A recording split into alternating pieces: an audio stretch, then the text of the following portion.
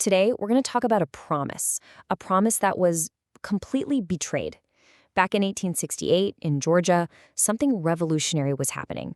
Black men were actually elected to state government for the very first time. But that victory was met with an incredibly violent backlash that would silence their voices for nearly 100 years. Let's dive into it. So you see this number 30 plus. What's that all about? Well, that's how many African American men were elected to the Georgia General Assembly in 1868.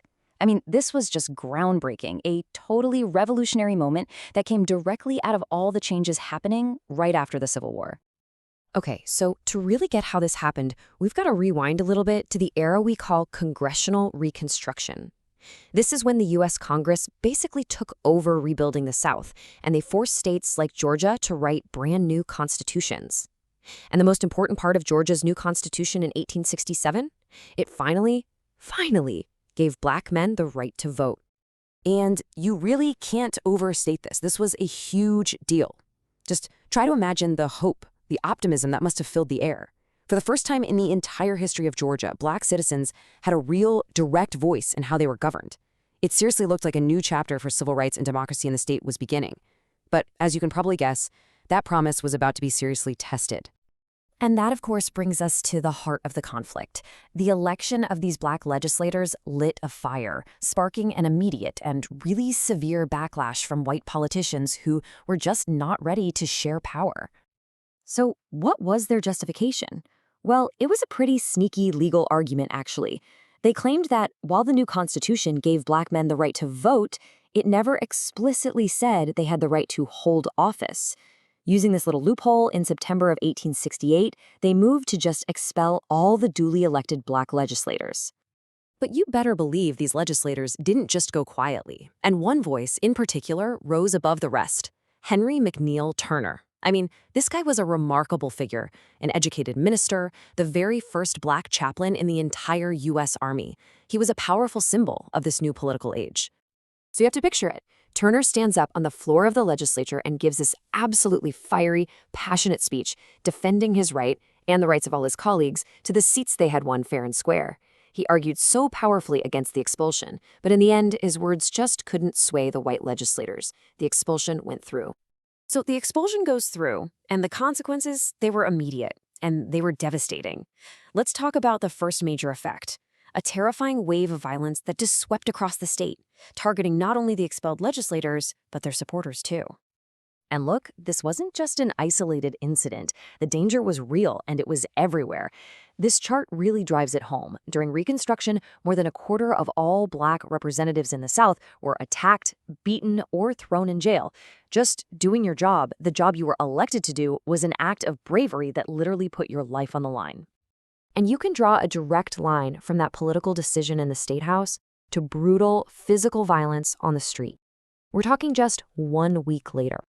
An expelled representative was leading a peaceful march to a Republican rally in a town called Camilla. They were just trying to exercise their political rights, but they were met with organized violence. What started as a peaceful march ended in absolute tragedy. As the marchers entered the town, they were just fired upon by a group of white residents. The attack was brutal, it was unprovoked, and it sent a very clear, very bloody message. Black political participation would be met with deadly force. Well, all this chaos and violence in Georgia, it definitely got noticed.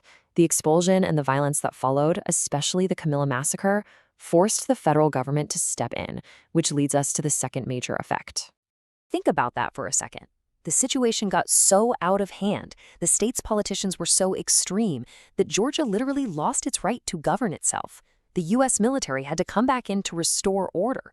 It was a clear sign that the state had failed completely to protect its own citizens and uphold the law. Okay, so this brings us to our third and final effect, and this one's a little complicated. Because in the middle of all this turmoil, a series of legal victories happened that really seemed like a turning point, but they ultimately failed to create any lasting change. I mean, look at this series of events here. For a moment, it really seemed like things were turning around. First, the Georgia Supreme Court rules that yes, black citizens do have the right to hold office. Then, the expelled legislators are put back in their seats. And then, bam, the 15th Amendment is ratified. It really truly looks like a huge victory, right?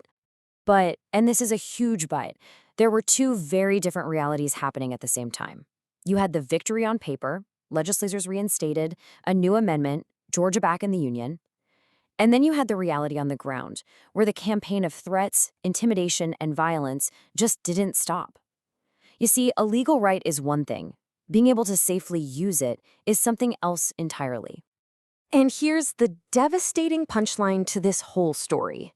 Despite that brief moment of hope, once federal troops left and Reconstruction ended, the system of violence and intimidation worked.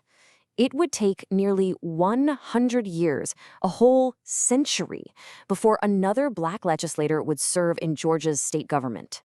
So at the end of the day, it really leaves you with a tough question, doesn't it?